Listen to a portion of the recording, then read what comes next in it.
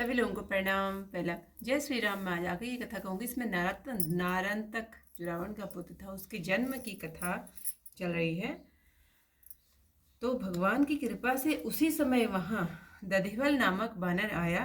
विहबापलपुर को देखकर वह मोहित होकर कुछ दिन वहाँ रहा। हे मुनिराज सुनिए, होनहारवश वह वानर राक्षसों के साथ 1 वर्ष तक पड़ता रहा।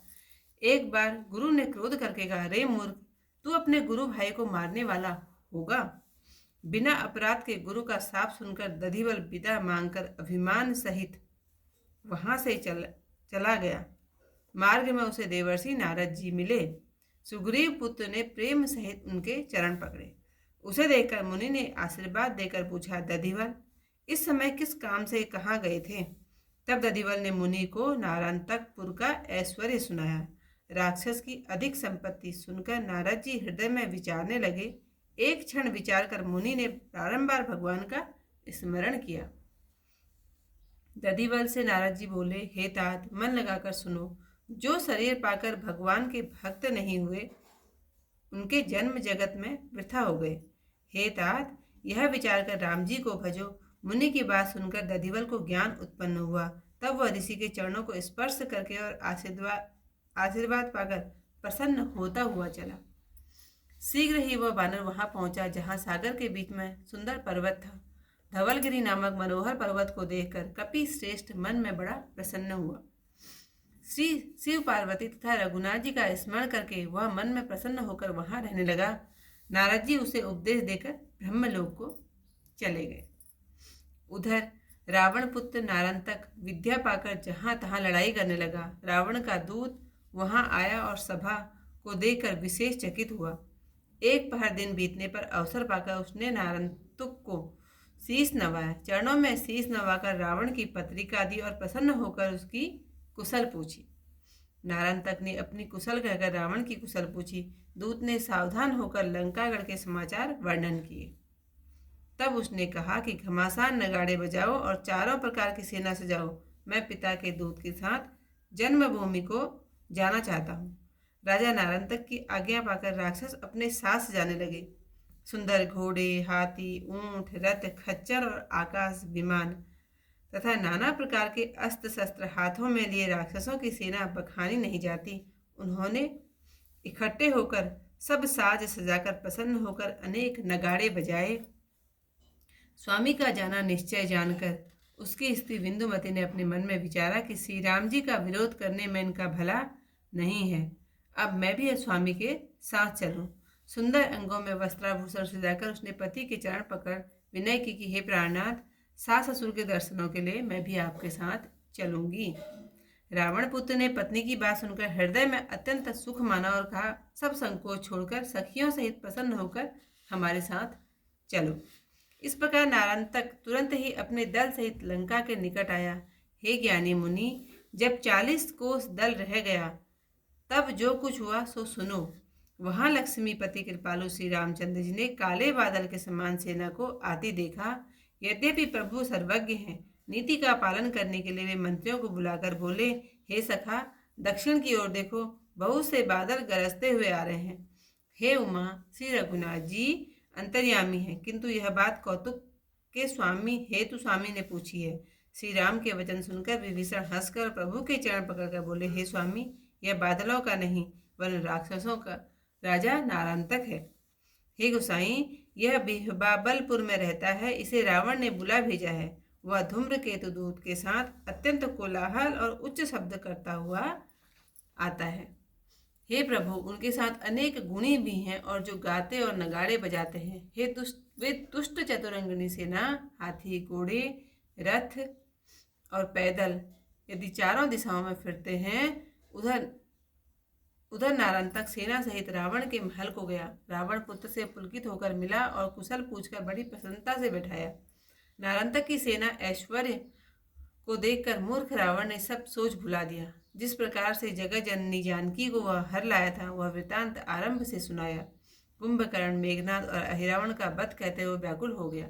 नारायणतक ने पिता का मुख मलिन देखा तो वह दुष्ट बड़े गर्व से बोला, हे देव शत्रु, समस्त संदेह को त्याग दो। मैं प्रातःकाल बड़ा भारी युद्ध करूंगा। प्रातःकाल होते ही पृथ्वी को बानरों से रहित करके दोनों तपस्वियों को पकड़ लाऊंगा। पुत्र के वचन सुनते ही रावण ने उसे बारंबार हृदय से लगाया। वह मूर्ख गुड़ियों को बुलाकर नृत्य करने लगा। कि आज की जो कथा यहीं पर समाप्त होती है। भावी वस निशिचर संग कीसा वर्ष एक पढ़ सुनहु मुनीसा। गुरु एक बार कहो ऋषि आई इतिहास में आपन गुरु भाई। बिनु अग सुनि दधिवल गुरु सापा विदा मागी गमना। करितापा मारन मिले देव ऋषि तेहि गए सुकंठ सुवन पग नेहि। लखी आशीष दे बुझाते ही दधिवल कवन काज गे जेहि। तब नारायण तकपुर प्रभुताई दधिवल नारद मुनि सुनाई। सुनि निशाचर संपत्ति भारी रहे ब्रह्म सुत हृदय विचारी। क्षणिक देव ऋषि की अनुमाना बार बार सुमिरे भगवाना। दधिवल ते नारद कहे सुनहु तात चित लाई। तनु धरि जे हरि भक्त नहीं जन्मवादि जग जाई। यह विचारी प्रभु राम ही ताता उपजेऊ सुनत ज्ञान मुनि बाता। ऋषि पद परसि आशीषा पाई कपिपति सूत गमने हरसाई। सपद कीस तब पहुँचाता हुआ पय निधि मध्य रुद्र गिरी हुआ। धवला गिरी तेहि नाम सुनावा सुभग देखी कपिवर मन भावा। गौरी गिरी से सुमिर रघुराई कीन निवास मनहि हरसाई। नारद ताहि देहि उपदेशा गए विरंचि धाम खगईसा। उत दस मुख सुत विद्या पाई जहाँ तहाँ कर विधि लड़ाई। रावण दूत सभा को देखी मन महचकित भयो विशेषी। याम दिवस गत गत अवसार गा पावा नारायण तक शीस नवावा। दीन पत्रिका पद सिर नाई कुशलताओ पूछे हरसाई। नारायण तक निज कुशल कहीं बुझा दस मुख हेतु। समाचार गढ़ लंक कर वर्ण्य दूत सचेतु। कहो बजाओ निशान घना सजहु सेन चतुरंग। जन्म भूमि जावा चाहूँ पितुचारण के संग। आय सुदीन नारायण तक राजा लगे निशाचर सजन समाजा। सुबह बाजीगर उष्टर नाना रथ खच्चर खेचर बहुयाना। नाना अस्त्र शस्त्र गही पानी निश्चर अनिन जाए बखानी। ते सब संयोग साज सजाई विविध निशान हने हरसाई। कंत जान निश्चय जन जानी बिंदुमती नित निज चित अनुमानी। राम विरोध न यही कल्याणा महु संग अब करहु पयाना। भूषण वसन सुअंग बनाई कंत चरण गही विनय सुनाई। सास ससुर दर्शन कितना था हमहु चलव प्राणपति साथा। दस मुख सुत सुनितिय वसना हृदय परम सुख मानी। चयऊ चलऊ सब सखिन सह प्रमुदित छाड़ी गलानी। नारायण तक लंका तुरता दल समेत निरान। दिग योजन चल रहे तब सुनु मुनीस सज्ञान। यहाँ कृपालु रमेश खरारी असीत जलद समसेन निहारी। प्रभु सर्वज्ञ नीति हित हेतु सचिव बोली कह रघुकुल केतु। सखा बिलो कहूँ दक्षिण ओरा गर्जत घन आवत नहीं थोरा। उमा राम सब अंतर्यामी चरित हेतु पूजा अस स्वामी। राम भजन सुनि दस मुख भ्राता कहा हसी गही प्रभु पद जल जाता। देव देव नहीं जल जल दल जल वाहा हई नारायण तक निश्चर नाहा।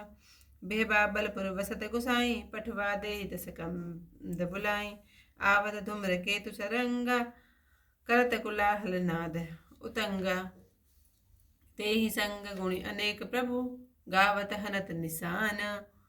सेन चंग चतुरंग खल ढोलत विविध दिशान। उत नारायण तक सेन समेता गयऊँ जहाँ दस कंदर केता। सुतहि सुरारि मिला पुलकाई कुशल बूझि बैठे हरसाई। देखी नारायण तक की समुदायी दस मुख सट सब सोच दुराई। जय विधि हरि लावा जग माता ताहि आदि कृत कृत विख्याता। कुंभकर्ण घर नाद निपाता कही बिलखा अहिरावन घाता। पितुमुख मलिन नारायण तक देखा बोला खल तब गर्व विशेषा।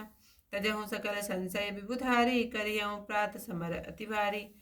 चमू की से बिनु छिति गरिताता धरि हो तापस होत प्रभाता। सुनत बीस भुज सूत वचना बार बार उरलाई। लगा करावन नित्य जसा गुणी समूह बुलाए। सियावर रामचंद्र पद जय शरणम शंकर हरि ओम जय जय सिया राम। मंगल भवन अमंगल हारी उमा सहित जय जपत मुरारी। आज की कथा यहीं पर समाप्त। कल को इससे आई कथा के साथ फिर आप लोगों के सामने। तब तक के लिए सभी लोगों को प्रणाम। जय श्री राम।